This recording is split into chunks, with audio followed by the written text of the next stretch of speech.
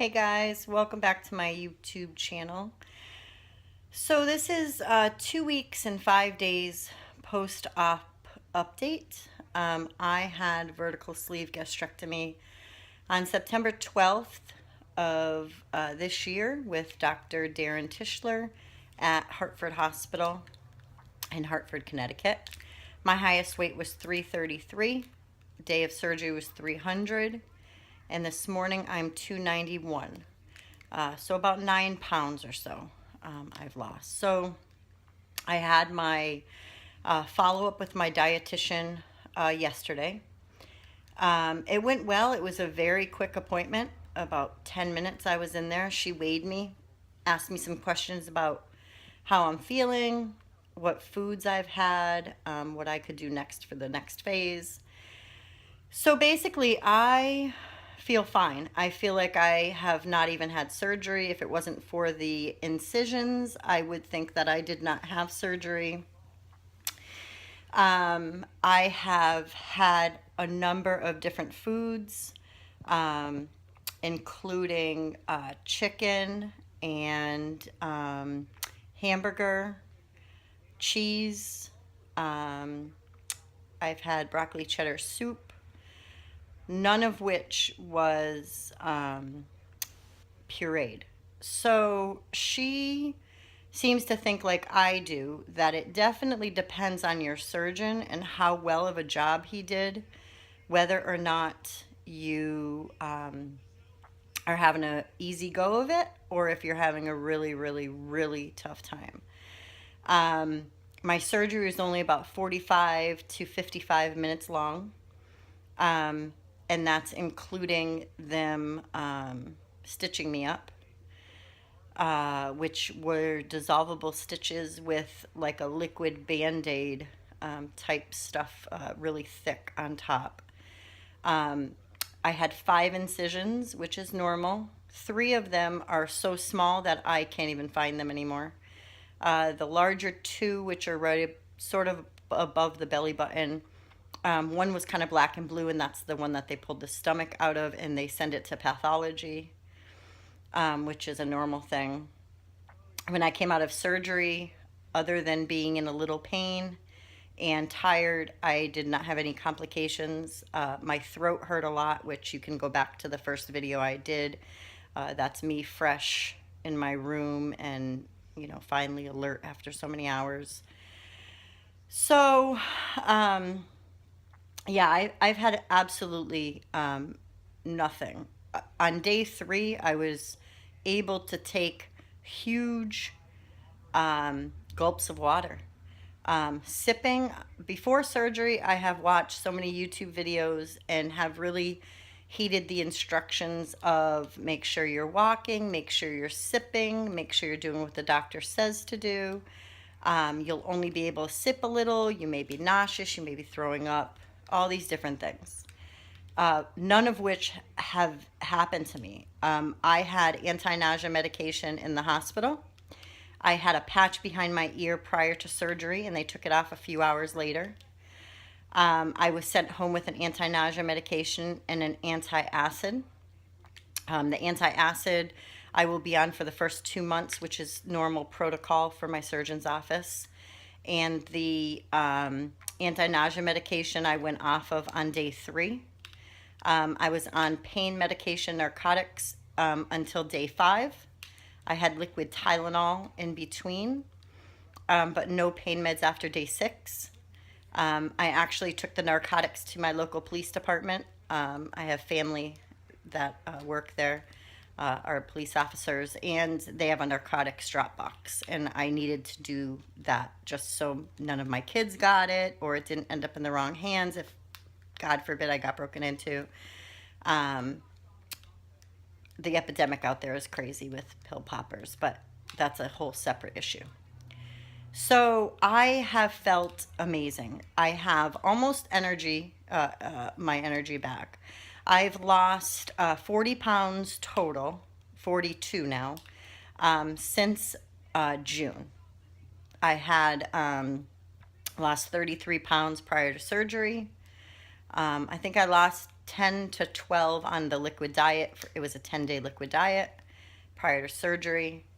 But I felt wonderful. So I have had some things that normally at this stage, not even 3 weeks post op, some people may not have been able to tolerate or have been able to keep down or swallow at all. I also, the day after surgery, did not have to do a pouch test.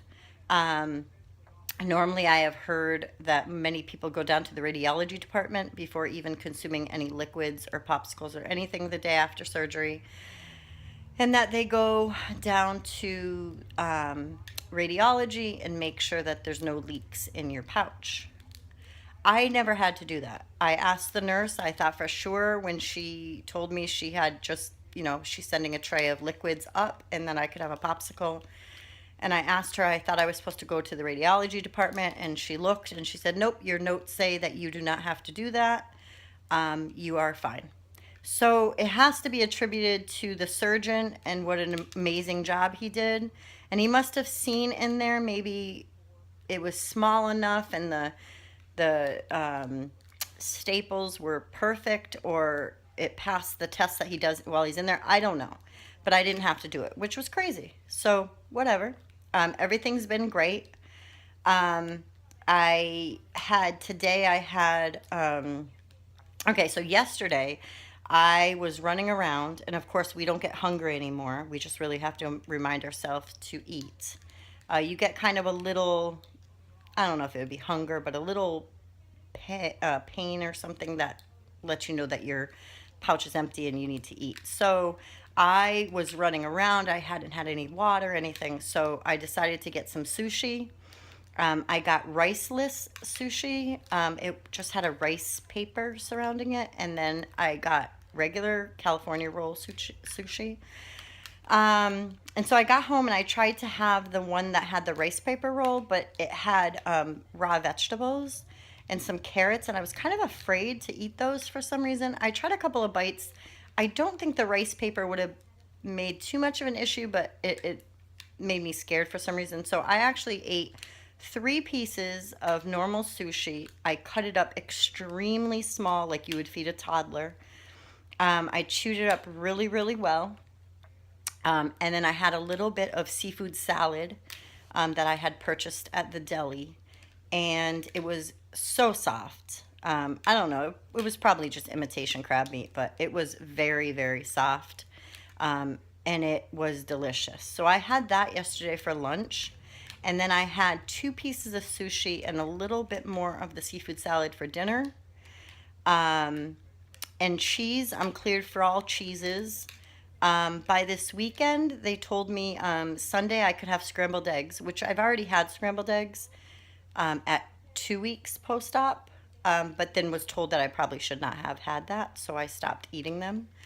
But because everything's agreeing with me, the dietitian and the doctor feel like I really won't be restricted for normal things, chicken and ground beef, as long as I cut it very small bites, just like I said, like a toddler.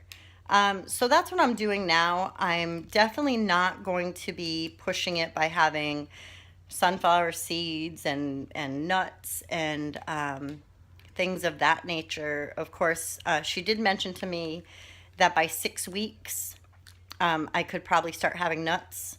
She also mentioned to me that slowly you can add just a little bit of bread into your diet, probably around 6 weeks. But I told her that I had made the decision not to have any bread. Pasta and breads just aren't healthy for you. The gluten, it's just not a thing that I feel like I need in my life. That includes cakes and sweets and all that. That, prior to surgery, I had made the decision that I would not have. I made the decision that for my birthday, which is in July, that I would, from this point on, not have a cake to celebrate, not go out to a restaurant to celebrate.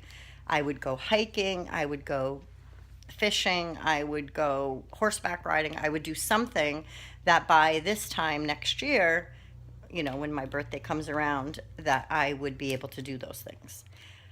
So that's kind of it.